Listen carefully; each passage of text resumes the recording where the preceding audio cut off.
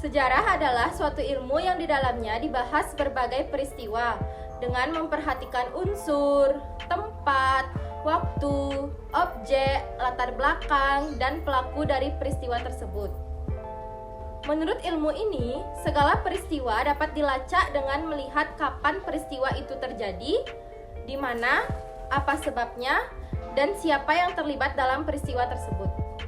Ada beberapa teori dalam menggunakan pendekatan sejarah, yaitu yang pertama idealist approach, yaitu seorang peneliti yang berusaha memahami dan menafsirkan fakta sejarah dengan mempercayai secara penuh fakta yang ada tanpa keraguan.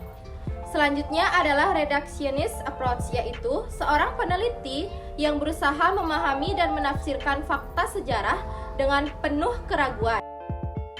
Selain dua tadi, ada beberapa teori lagi yang digunakan dalam pendekatan sejarah, yaitu diakronik, sinkronik, dan sistem nilai. Diakronik adalah penelusuran sejarah dan perkembangan satu fenomena yang sedang diteliti. Sedangkan sinkronik adalah kontekstualisasi atau sosiologis kehidupan yang mengitari fenomena yang sedang diteliti. Dan yang terakhir sistem nilai, yaitu budaya sang tokoh dan budaya di mana dia hidup. Sumber penelitian dengan menggunakan pendekatan historis dibagi menjadi dua, yaitu yang pertama adalah sumber primer. Sumber primer dapat melalui dokumen, prasasti, dan orang-orang yang terlibat langsung. Sedangkan yang kedua adalah sumber sekunder. Sumber sekunder adalah orang-orang yang tidak terlibat secara langsung karena dia mendapat informasi dari sumber primer. Sejarah adalah fakta yang benar-benar terjadi, bukan yang seharusnya terjadi. Ia adalah realitas, bukan idealitas.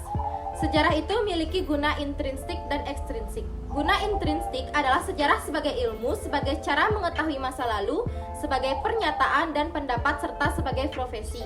Sedangkan guna ekstrinsik diantaranya sejarah sebagai pendidikan moral, penalaran, politik kebijakan, perubahan masa depan, keindahan, dan ilmu bantu, latar belakang, rujukan, dan bukti.